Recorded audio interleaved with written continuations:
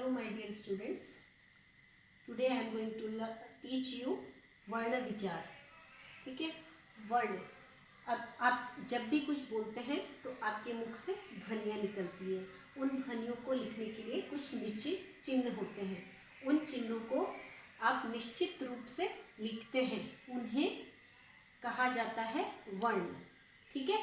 तो आज हम बात करेंगे वर्ण के बारे में. तो आपकी स्क्रीन में मैंने पहले से ही आपका टाइम बचाने के लिए पहले से ही लिख के रखा है स्वर वर्ण और व्यंजन वर्ण. ठीक है. स्वर वर्ण हो गए वोवल एंड व्यंजन वर्ण हो गए कॉन्सोनेंट. तो आज हम पढ़ेंगे स्वर वर्ण और व्यंजन वर्ण. ठीक है. तो ये स्वर वर्ण है, ये टोटल है 11. दीज आर व्यंजन वर्ण और ये टोटल है 33. ठीक है. तो ये हैं अ आ ई उ री, ए ओ औ. ठीक है. ये टोटल स्वर वर्ण है 11. और इसके बाद आता है व्यंजन वर्ण. इसको इस तरह से उच्चारण करते हैं क ख ग घ ङ च छ ज झ ञ, ट ठ ड ढ न, त थ द ध न, प फ ब भ म, य र ल व, श श स ह. तो ये सब ये टोटल है 33. ये सारे व्यंजन वर्ण हैं. पर ड और ढ भी ये सब भी व्यंजन वर्ण में ही गिने जाते हैं. पर ये गिनती में नहीं होते हैं क्योंकि इनसे कोई शब्दों की शुरुआत नहीं होती है. समझ में आया. और ये टोटल अ से लेकर ह तक जितने भी वर्ण होते हैं वो होते हैं 44. और अंग अ जो कि आप स्वर वर्ण के साथ में लिखते हैं इसे अयोपा कहते हैं. और आ ज फ इन सबको हम आगत ध्वनियाँ कहते हैं. तो यहाँ तक सबको समझ में आया. ठीक है. अब हम स्वर्ण वर्ण के भेदों के बारे में पढ़ेंगे. ठीक है. स्वर वर्ण के 3 भेद होते हैं. ह्रस्व स्वर, दीर्घ स्वर, क्लुप्त स्वर. ह्रस्व स्वर जैसा कि नाम से ही समझ में आ रहा है, ह्रस्व मतलब छोटा, जिसको उच्चारण में कम समय लगते हैं. ये 4 स्वर वर्ण होते हैं जो कि है अ ई उ री. ठीक है. उसके बाद आते हैं दीर्घ स्वर. दीर्घ स्वर कितने होते हैं? टोटल बचे हुए जितने भी हैं 7. वो 7 स्वर क्या है? दीर्घ स्वर. इनको बोलने में इससे अधिक समय लगता है. जैसे आ ई उ ए ओ औ. ठीक है. अब है हम आगे बढ़ते हैं प्लुप्त स्वर की तरफ. प्लुप्त स्वर हो गए आपके 1. जैसे कि ओम. जैसे किसी को बुलाने में इसका प्रयोग किया जाता है. जैसे जब किसी को आवाज लगाते हैं, लंबा खींचते हैं, तब प्लुप्त स्वर का प्रयोग होता है जिसका चिन्ह ये होता है. ठीक है. और ये एक ही होता है. इसको बोलने में तिगुना समय लगता है. ह्रस्व स्वर से तिगुना समय लगता है. ठीक है.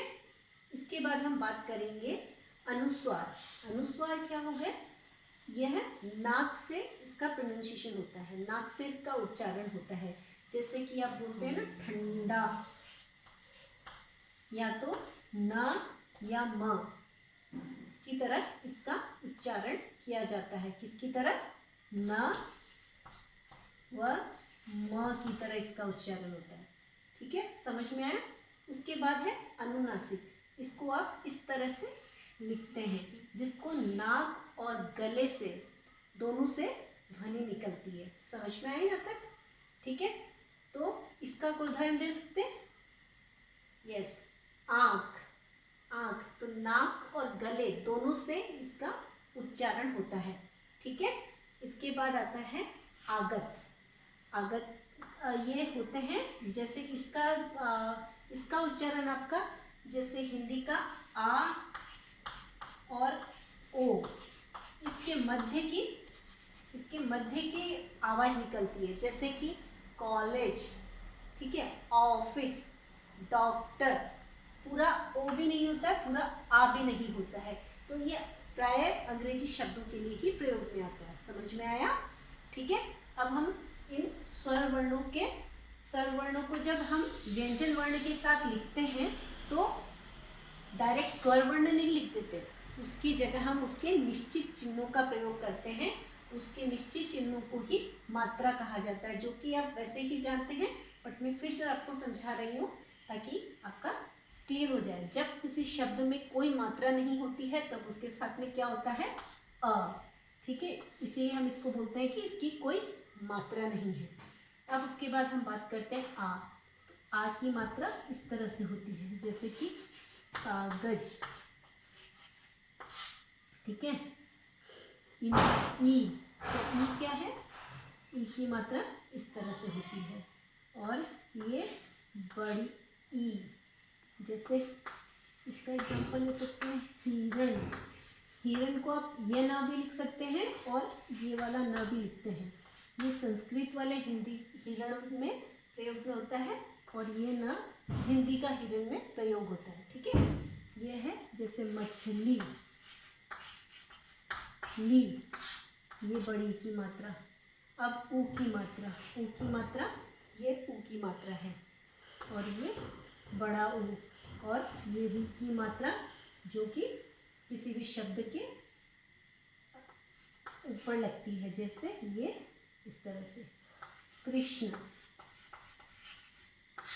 ठीक है। ए, इसकी मात्रा ऐसे किसी भी लेटर के ऊपर लगती है, ये है ए।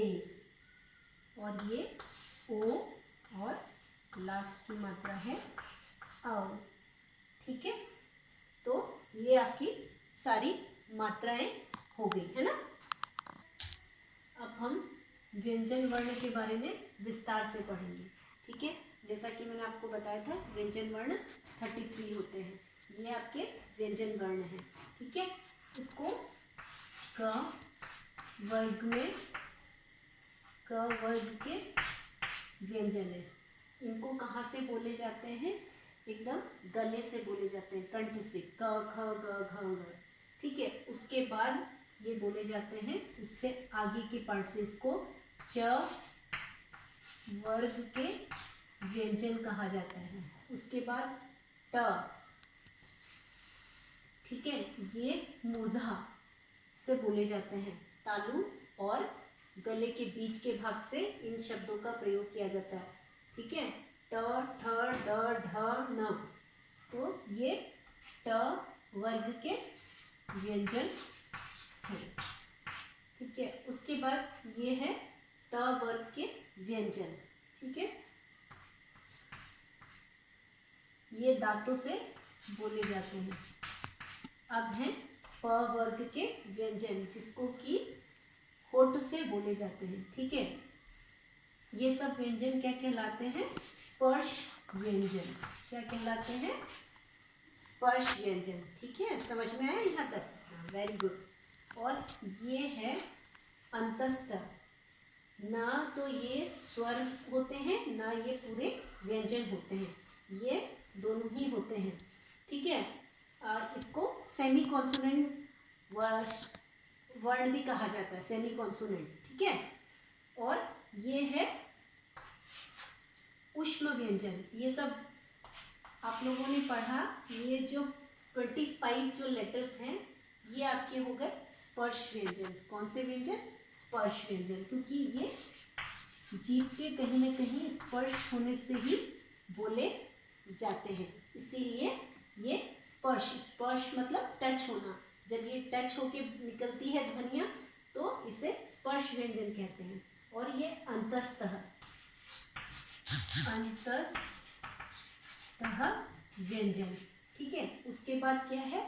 ऊष्म व्यंजन। ऊष्म मतलब गर्मी। जब आप कोई शब्द को बोलते हो तो उससे गर्मी पैदा होती है, इसीलिए इसे ऊष्म व्यंजन कहा जाता है। ठीक है।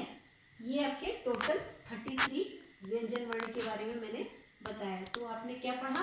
स्पर्श व्यंजन, अंतस्थ व्यंजन, और ये हो गए ऊष्म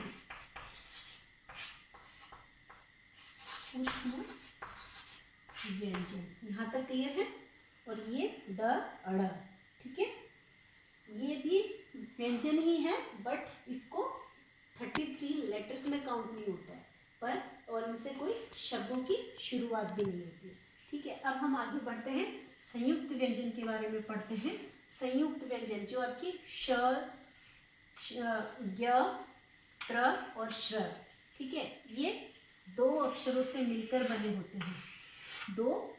ये व्यंजन वर्णों से मिलकर बने होते हैं।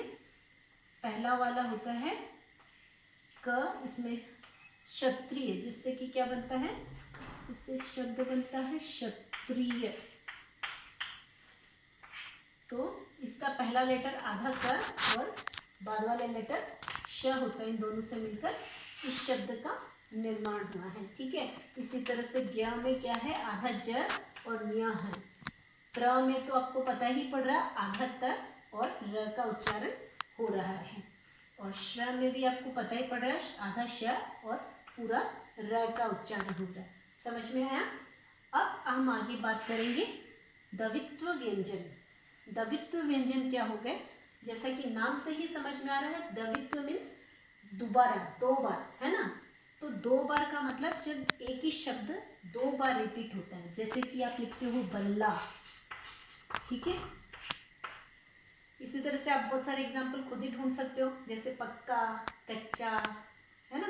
तो इस तरह के बहुत सारे वर्ड्स हैं जिसमें कि एक ही अक्षर को 2 बार रिपीट किया जाता है, तो वो द्वित्व व्यंजन कहलाते हैं। अब बात करेंगे हम संयुक्त अक्षर। संयुक्त अक्षर जैसे कि ये भी नाम से ही समझ में आ रहा है, संयुक्त मतलब जुड़ना, 2 अक्षरों से मिलकर बनना, 2 व्यंजन वर्णों से मिलकर बनता है। जैसे कि हम सीधा सिंपल सा एग्जांपल लेते हैं, विद्या। ठीक है, वी आधा द य, तो ये विद्या। तो ये क्या है, जिसमें एक लेटर आधा होता है और दूसरा पूरा होता है। तो ये आप इस तरह से भी लिखते हैं इसको, विद्या को, तो ये विद्या। तो ये संयुक्त अक्षर कहलाते हैं। समझ में आया? यहाँ तक सबको क्लियर है? अब हम पढ़ेंगे र का प्रयोग। र की मात्रा का प्रयोग, र का जैसे प्रयोग किस तरह से किया जाता है।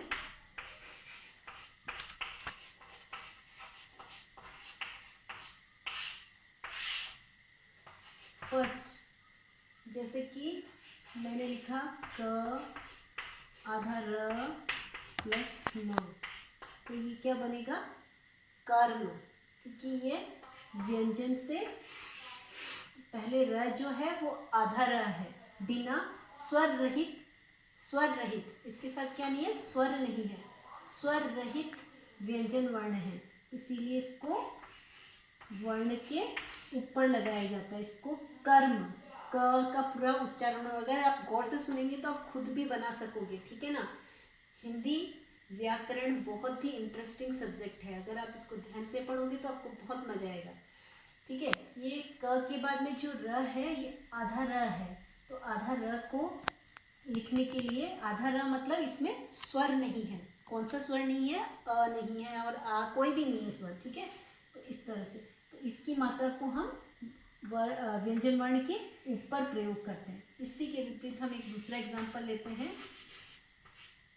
अब मैंने आधा क लिया है, इसके बाद र प्लस म।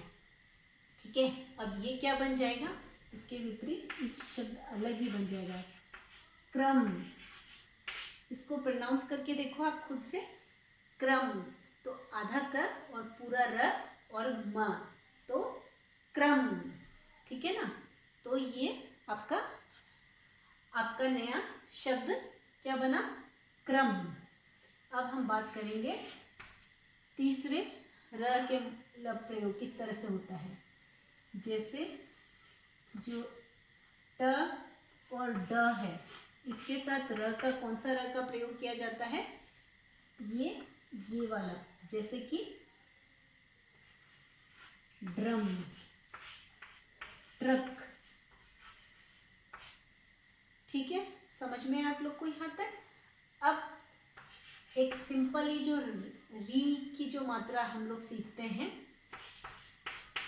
उसका प्रोनाउंसिएशन कैसे करते हैं, इसी तरह से करते हैं, री की तरह इसको प्रोनाउंस करते हैं और जैसे कि मृग, ठीक है, क्या इसका एग्जाम्पल है मृग। समझ में आप लोगों को यहाँ तक ये क्लियर हो गया। अब हम बात करेंगे कोई भी शब्दों को वर्णों से मिलकर क्या बनते हैं, शब्द बनते हैं। शब्दों को जब अलग अलग टुकड़े किए जाते हैं उसको हम कहते हैं वर्ण विच्छेद। शब्द किससे मिलकर बनते हैं, वर्णों से मिलकर बनते हैं। वर्णों को टुकड़ा करने को क्या कहते हैं, वर्ण विच्छेद। जैसे कि एग्जाम्पल लेते हैं हम लोग, सिंपल सा एक एग्जाम्पल लेते हैं, गुलाब। तो ग के साथ किसकी मात्रा है, कौन सा स्वर है, स्वर वर्ण है, बता पाएंगे?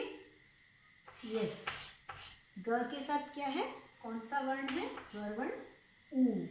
तो ये ऊ, और ये क्या है, ये स्वर रहित। अभी इसके साथ में स्वर लगेगा तब ये दोनों मिलकर क्या बनेंगे, गु। फिर आगे बढ़ते हैं, ल में कौन सा स्वर है, आ। समझ में आया ना, ठीक है, तो इसके लिए हम आ लिखेंगे। अब ब के साथ में कुछ भी नहीं है तो इसका मतलब इसके साथ कौन सा लेटर है, अ। बट इसको स्वर रहित आपको दिखाने के लिए इसके नीचे ये हलंत लगाना पड़ता है। इसको क्या कहते हैं, हलंत, ठीक है। तो ये हलंत लगाना बहुत ज़रूरी है। इसका मतलब होता है स्वर रहित व्यंजन। समझ में आया यहाँ तक? तो इस तरह से जब किसी शब्द को छोटे छोटे वर्णों में टुकड़े किए जाते हैं इसको वर्ण विच्छेद कहते हैं। तो एक फटाफट से क्विक रिवीजन कर लेते हैं आज जो कुछ भी पढ़ा है मैंने। तो सबसे पहले आज हम लोगों ने पढ़ा वर्ण क्या है। वर्ण भाषा की सबसे छोटी इकाई है जिसके हम टुकड़े नहीं कर सकते। समझ में आए? उसके बाद हम लोगों ने पढ़ा वर्ण कितने प्रकार के होते हैं, 2 प्रकार के होते हैं। एक होता है व्यंजन वर्ण, दूसरा है स्वर वर्ण। स्वर वर्ण के हमने पढ़े थे कितने प्रकार होते हैं, 3 प्रकार के, ठीक है। ह्रस्व स्वर, दीर्घ स्वर और क्लुप्त स्वर। ह्रस्व स्वर कितने तरह के थे, 4। दीर्घ कितने, बचे हुए 7। और क्लुप्त एक ही होता है जब हम उसको लंबा खींचने के लिए, बुलाने के लिए या संगीत में प्रयोग होता है, ठीक है। फिर अब बात करते हैं व्यंजन वर्ण की। व्यंजन वर्ण भी आपके कितने तरह के हैं, एक है स्पर्श व्यंजन, दूसरा है अंतस्थ और तीसरा है ऊष्म व्यंजन, ठीक है। तो ये 3 व्यंजन हैं। उसके अलावा मैंने आपको पढ़ाया था अनुनासिक, अनुस्वार और अयोगवा, ठीक है। ये सब हम लोगों ने पढ़े और समझे। उसके बाद र का किस तरह से प्रयोग होता है, र को ये र की, ये भी र की मात्रा है, ये भी र की मात्रा है, और ये भी र की मात्रा है, और ये री की मात्रा है, ठीक है। ये सब पढ़ा। उसके बाद में हम लोगों ने पढ़ा कि किस तरह से वर्ण विग्रह किया जाता है, ठीक है। ये हमारा चैप्टर कंप्लीट हुआ। Okay, bye bye, take